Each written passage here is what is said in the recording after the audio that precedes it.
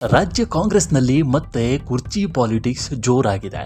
High command ನಾಯಕರ ಭೇಟಿಗಾಗಿ ದೆಹಲಿಗೆ ತೆರಳಿದ್ದ ಡಿಸಿಎಂ ಡಿಕೆ ಶಿವಕುಮಾರ್ ವಾಪಸ್ ಆಗ್ತಿದ್ದಂತೆ ಇತ್ತ ಸಚಿವ ಸತೀಶ್ ಜಾರಕಿಹೊಳಿ ದಿಢೀರ್ ದೆಹಲಿಗೆ ಹಾರಿದ್ದಾರೆ.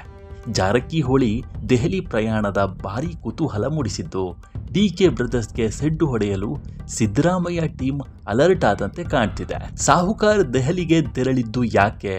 ಮತ್ತೆ ಅಹಿಂದ ಅಸ್ತ್ರ ಪ್ರಯೋಗಕ್ಕೆ ಇಳಿಯುತ್ತಾ ಸಿದ್ದರಾಮಯ್ಯ ಟೀಮ್ ಅನ್ನುವ ನಾನಾ ಪ್ರಶ್ನೆಗಳನ್ನು ಹುಟ್ಟುಹಾಕಿದೆ.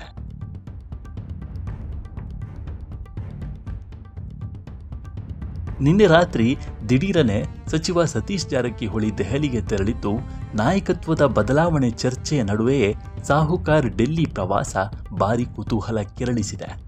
ಸಕ್ಕರೆ ಕಾರ್ಖಾನೆ ಕುರಿತ ಕೆಲಸ ಇದೆ ಎಂದು ಬೆಂಬಲಿಗರನ್ನ ಕೂಡ ಸತೀಶ್ ಕರೆದುಕೊಂಡು ಹೋಗಿದ್ದು, ಇದೇ ವೇಳೆ ಹೈಕಮಾಂಡ್ ನಾಯಕರನ್ನ ಭೇಟಿಯಾಗುವ ಸಾಧ್ಯತೆ ಇದೆ ಎನ್ನಲಾಗ್ತಿದೆ. ರಾಜ್ಯ ಕಾಂಗ್ರೆಸ್ ಉಸ್ತುವಾರಿ ರಣದೀಪ್ ಸಿಂಗ್ ಸುರ್ಜೇವಾಲಾ ಅವರನ್ನ ಸಚಿವ ಸತೀಶ್ ಜಾರಕಿಹೊಳಿ ಭೇಟಿ ಮಾಡುವ ಸಾಧ್ಯತೆ ಇದೆಯಂತೆ.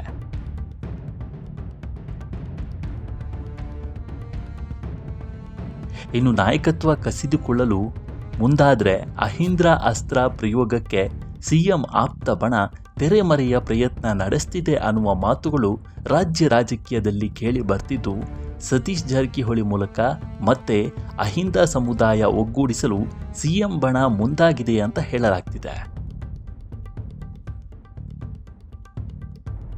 ಸಿದ್ದರಾಮಯ್ಯ ಬಳಿಕ ಸಚಿವ ಸತೀಶ್ ಜಾರಕಿಹೊಳಿ ಅಹಿಂದ ನಾಯಕತ್ವದ ಮುಂಚೂಣಿಯಲ್ಲಿದ್ದಾರೆ. ಅಹಿಂದಾಗೆ 25 ವರ್ಷ ಹಿನ್ನೆಲೆ ವಿಚಾರ ಸಂಕಿರಣದ ಬೆನ್ನಲ್ಲೇ ಅಹಿಂದ ಸಮಾವೇಶಗಳನ್ನು ರಾಜ್ಯಾದ್ಯಂತ ನಡೆಸಲು ಪ್ಲಾನ್ ಮಾಡಲಾಗಿದೆ.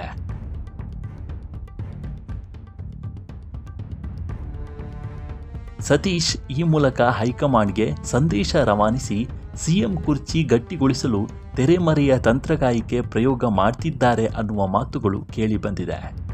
ರಾಜ್ಯದಲ್ಲಿ ಅಹಿಂದ ಸಮಾವೇಶಕ್ಕೆ ಸಚಿವ ಸತೀಶ್ ಜಾರಕಿಹೊಳಿ ಪ್ಲಾನ್ ಮಾಡಿದ್ದು, ಹೈಕಮಾಂಡ್ ಅನುಮತಿಯನ್ನ ಎದುರು ನೋಡ್ತಿದ್ದಾರೆ.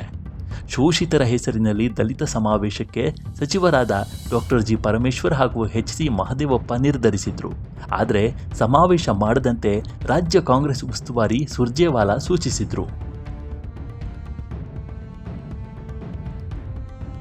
ಇದೀಗ ಅಹಿಂದ ಸಮಾವೇಶಕ್ಕೆ ಅನುಮತಿ ಕೊಡ್ತಾರಾ ಅಥವಾ ಈ ಅಹಿಂದ ಸಮಾವೇಶಕ್ಕೂ ಬ್ರೇಕ್ ಹಾಕ್ತಾರಾ ಅನ್ನೋದನ್ನ ಕಾದು ನೋಡಬೇಕಿದೆ. ರಾಜ್ಯ ರಾಜಕಾರಣದ ಈ ಬೆಳವಣಿಗೆ ಬಗ್ಗೆ ನಿಮ್ಮ ಅಭಿಪ್ರಾಯವನ್ನ ಕಾಮೆಂಟ್ ಮೂಲಕ ತಿಳಿಸಿ. ಮುಂದಿನ ವಿಡಿಯೋದಲ್ಲಿ ಸಿಗೋಣ. ನಮ್ಮ ಈ ವಿಡಿಯೋ ನಿಮಗೆ ಇಷ್ಟವಾಗಿದ್ದರೆ ಲೈಕ್ ಮಾಡಿ, ಶೇರ್ ಮಾಡಿ ಮತ್ತು ನಮ್ಮ ಚಾನಲನ್ನು ಮರೆಯದೆ ಸಬ್ಸ್ಕ್ರೈಬ್ ಮಾಡಿ.